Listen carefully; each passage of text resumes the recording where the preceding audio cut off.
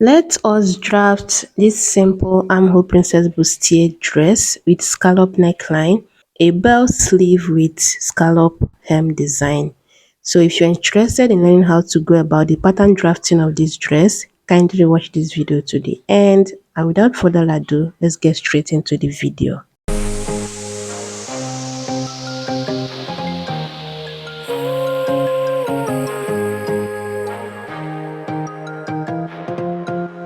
So my pattern paper is ready and I've gone ahead to mark out the basic lines. I have the shoulder line, the bust point line, the under bust line, and then the waistline. Now coming to the shoulder line, I'm going to divide the shoulder measurement by 2. Then I will be going down to the chest line, which I'm using it and half. On that point again, I'm going to mark the shoulder measurement divided by 2. Then I'm going to use my ruler to mark out these lines. First, the shoulder measurement by 2 and then the chest line extension. Now I'm going to mark 3 inches here as the neck width. Then I'm going to come down here by 1.5 for the shoulder slope. Now I'm going to slant from the 1.5 to the 3 inches I have on the shoulder this way. Next, I'm going to mark the bust span measurement. That's the nipple to nipple measurement divided by 2. I'll mark it on the waistline and also on the bust point line and connect it straight out this way. The next thing I'll be doing now is to measure what I have here, and I'm going to divide that into 2 equal halves and go in ½ inch on that point. Now I'm going to come to the chest line and divide the bust circumference by 4. I'll mark it and then I'm going to slant from the shoulder tip to this point this way, then curve from here to the bust measurement like this. Now for the dart intake, coming to the waistline, I'm going to mark 0.75 on both sides of the bust span line, and coming to the under bust, I'm going to mark 0.75 here. Then place 2 inches on that point and mark it on this other side. So I use 0.75 on both sides of the bust span line on the waistline, 0.75 here. Then I place 2 inches and marked it on this other side in a way that I have 1.25 here and 0.75 here. Do you understand that? Now I'm going to use my ruler to connect this point from the waist dart to the under bust dart, and then I'm going to use this part of this curve to curve from the under bust to the bust point, just as you can see me do it here. The next thing I'll do now is to come to the waistline and mark the waist measurement divided by 4 plus the 1.5 dart intake. The waist divided by 4, the waist circumference divided by 4 plus the 1.5 dart intake. Now I'm going to connect from the waist measurement to the bust measurement this way. Then I'll be coming down here by 1.5 for the bust dart and slant it to the bust span, just like this. The next thing now is to determine where you want the armhole princess line to sit, and I will be coming down here by 4 inches from the shoulder slope. Now I'm going to place my curve just like this and curve from the bust point, the bust span line I have on the bust point line, to these 4 inches I have on the armhole curve. Do you understand? Now I'll be coming out here 1 inch. Then I'm going to measure this line from here to here. Whatever it is I have there, I'm going to place that exact value on the bust point line, then tilt the head of my tape to meet that 1 inch I have on this other side. Is that clear? So I have this measurement now, and this way, by the time you want to join your bustier, the both parts are going to be the same length with no shortage anywhere. Now you see how I placed my curve to curve this to meet the curve coming from the under bust. Now I'm going to recurve the armhole this way. You can decide to just do it this way, but I like to make it deeper than this sometimes.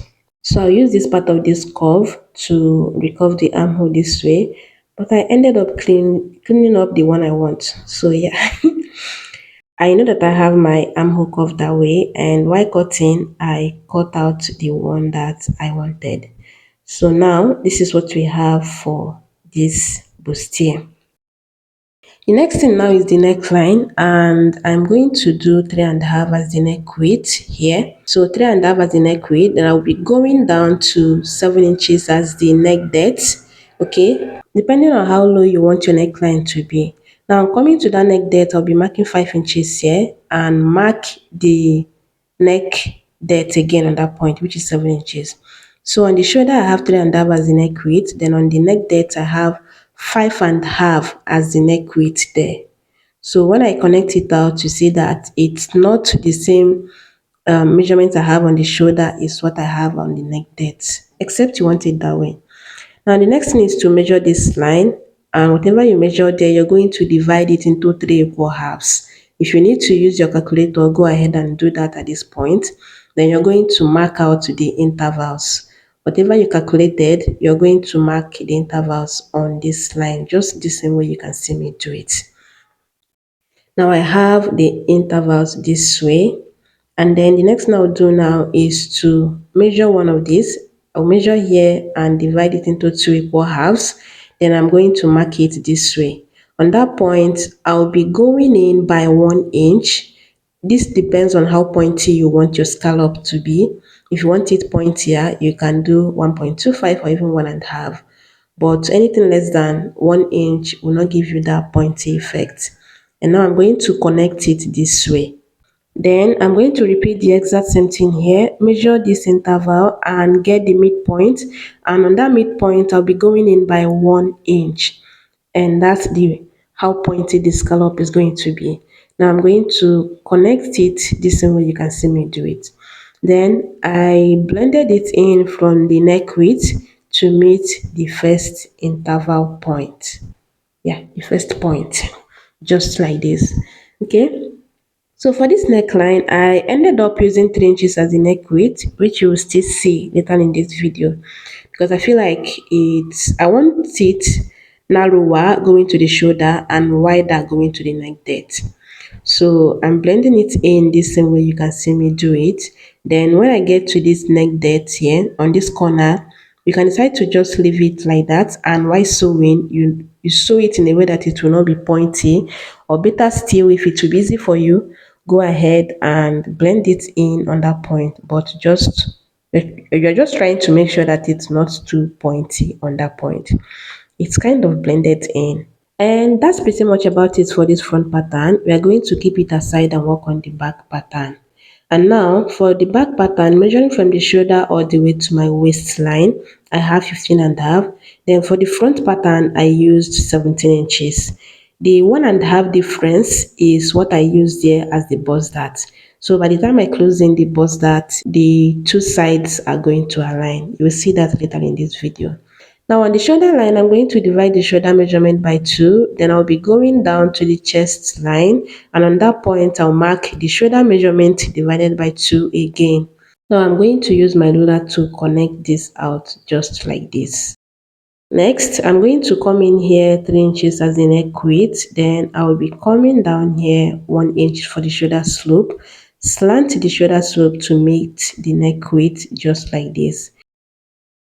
Then I'll be coming down here to 2 inches as the neck width for the back. Whatever you do at this back neckline depends on what you want at this point, okay? But I'm doing 2 inches as the neck depth, 3 inches as the neck width, 2 inches as the neck depth. Now I'm going to come in here by 0.75 to contour the center back because it's not straight. So we are trying to blend it in so that it follows the shape we have on the center back. So I'll blend it up just as you can see me do it now. Then I'll start from this new contour line and take the bust measurement divided by 4 here. Then the waist measurement divided by 4 on this waistline. Then I'm going to use my ruler to connect the two measurements out just like this. Now I'm going to curve the armhole out from the bust measurement like this. The next thing now is to go ahead and add our zipper allowance, but I'll be cleaning off the center back line this way so that we know the line we are going for. Now following the center back contour line, I'll be adding my 1 inch zipper allowance, and then I'm going to place my curve the exact way I used to contour the center back earlier and blend in this zipper allowance just so it follows the same thing we have on the center back. Okay, and that's pretty much about it for this particular pattern. If you need that, go ahead and add your dart if you need it. I'm going now to cut out this pattern. And after cutting the back pattern, we'll go ahead and cut the front pattern out. So before cutting out the front pattern, I made the neck width 3 inches, then I blended it in this way. Now I'm going to first open up the waist dart, then slash open the bust dart this way, apply my water glue in between this point, and then place the bust dart line on the bust point line this way. Then I'm going to blend in the side seam line, which you can see is no longer straight. Then I'm going to cut out the rest of the pattern this way.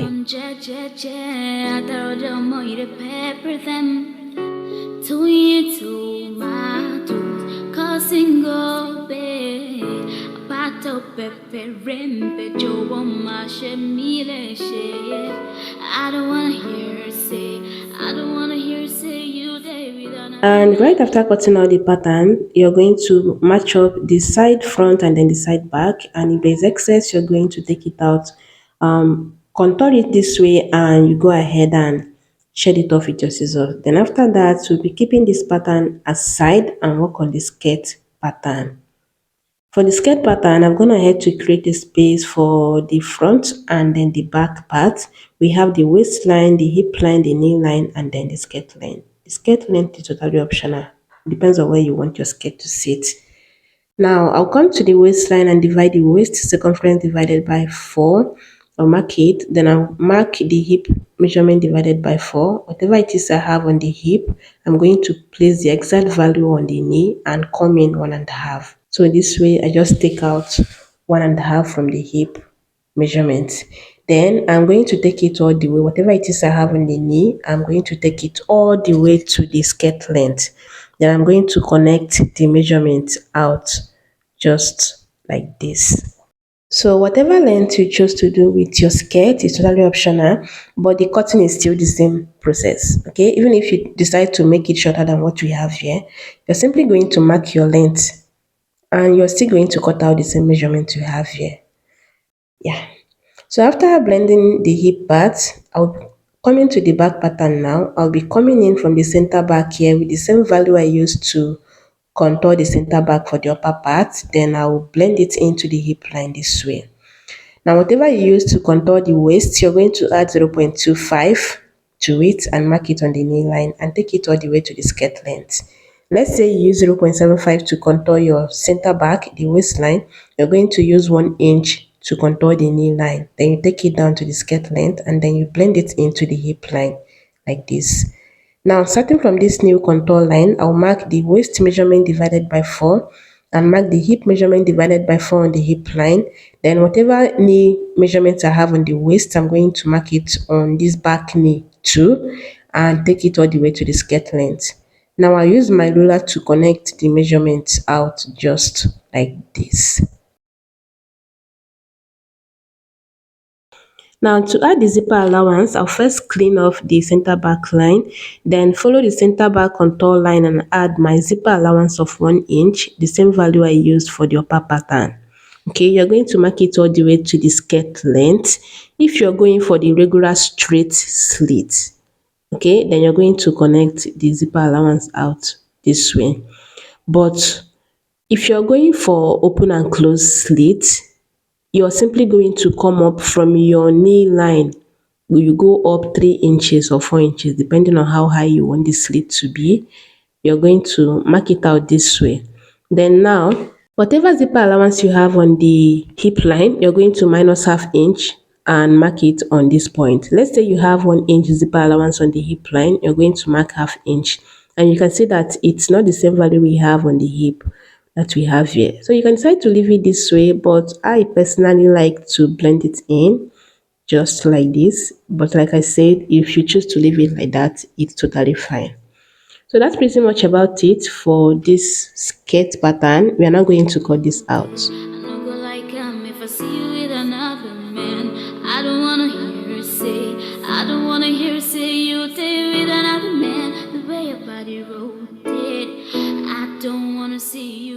And right after cutting it out, placing it side by side, you can see that this is how your skirt is supposed to look on your pattern even before you start sewing, because this shows that this is going to come out right.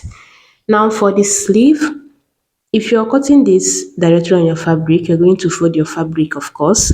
But if you want to do this first on the pattern, you can decide not to waste your pattern paper. Just don't fold the paper, just cut it in a single piece.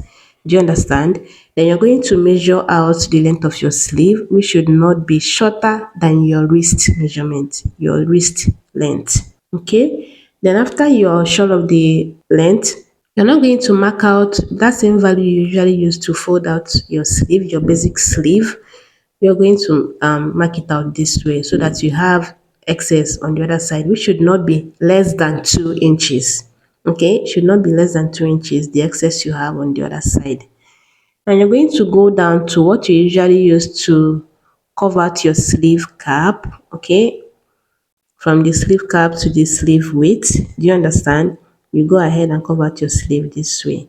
Then now you're going to come down here and add from 2 inches upwards, depending on how wide you want the sleeve to be at this point, but nothing less than 2 inches.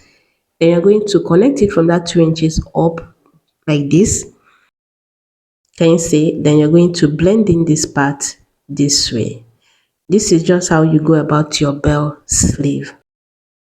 Then you're coming up here 1 inch to contour that part, to blend it in so that it's not too sharp, and then you're going to blend it in going to the center of the sleeve this way, and that's pretty much about it. Now we are going to cut this out and then we work on the scallop design. And right after cutting this out, this is what your sleeve should look like. If you cut this on fold, it's supposed to look like this, but like I said, if you're doing this on a pattern, don't bother folding the pattern paper so you don't waste it. Now what I'm going to do is to hold it on this end and take it to this other end, make them equal on that side, and then I'll fold it on this part to create a crease line. Do you understand? Then depending on what you're going for, how many scallop design you want, you can try to just connect it this way and cut it out. But you're going to fold it again in a way that you have 8 folds in total. If you're doing this on a single paper, you will have 4 folds at this point. Do you understand? Now you're going to come up here by 2 inches, nothing less than 2 inches. Depending on how high or how pointy you want the scallop to be, you can do from 2 inches upwards. Then you're going to blend it in this way. Can you see that? Make sure that the paper are all equal on the ends. Then you're going to simply cut this out. And by the time you open it up, you should have something like this. So if you're cutting this on your fabric, by the time you open it up, you should have something like this too. And that's pretty much about it for this bell sleeve with scallop hem design. Now we have the sleeve, we have the front skirt, which you're going to cut on fold, the basket, which you're going to cut 2 pieces of that. Then we have the center front, which you're going to cut on fold. Then we have the side front, which you are going to cut 2 pieces of that. And then we have the back pattern, which you're going to cut 2 pieces of that too. And that's pretty much about it for this particular pattern. I hope you found this helpful. You're going to go ahead and transfer this to your fabric, add the necessary allowance, and happy sewing. And with that, I'll be seeing you in my next one. Bye bye.